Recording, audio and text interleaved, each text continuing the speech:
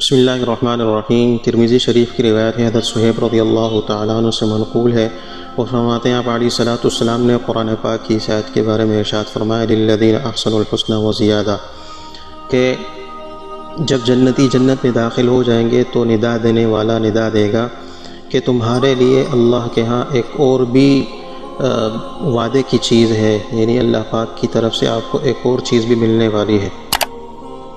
تو جنتی کہیں گے الم یبیض وجوہنا وینجینا من النار ویدخلنا الجنہ، کہ اللہ تعالیٰ نے ہمارے چہروں کو روشن نہیں کیا اور ہمیں جہنم سے نکال کر جنت میں داخل نہیں کیا۔